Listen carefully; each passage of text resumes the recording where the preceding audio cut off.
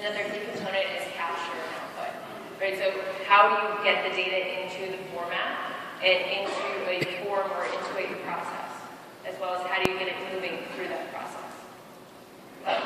Another piece that we're really concerned about is the analysis, right? So it's not just getting the data into this monolithic form and having it sit somewhere in the server, but how do you get value out of that data? How do you get people to interact with it appropriately? And also take telemetry out of that process and out of that data to understand what your users are doing. Lots of different scenarios.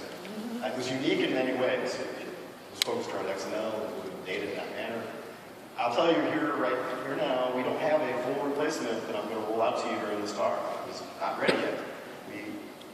We're going to start a journey instead with you guys.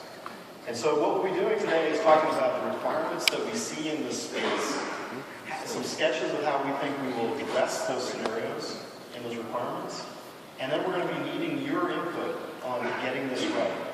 And not focus so much on replacing Infopath. It was designed 10 years ago. It was a great product for its age, but things have changed. Mobile is dominant now. There's other things around the business processes that Sonia just described that require a fresh approach for us to look at it in a different way. So we'll be looking for your input on what are the problems that people are facing today, and how do we need to address those moving forward. Surveys. How many people have seen Excel surveys? Yeah, small number. I am astounded. Yesterday I probably showed it 3 or 4 times, and people are like, what? What is that? I've never seen that before. When's that shipped? It's like, well, it's already shipped. It's already available to you. So we're going to go through a little demo of that and explain to you how it works and what it's good for. And we say, well, maybe repeating sections.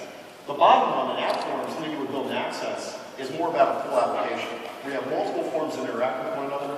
You have relational data that is interconnected and needs to remain consistent. And that's where the notion of Access being a place where you can build these kind of apps today came from. And that also is shipping today with improvements on the road ahead.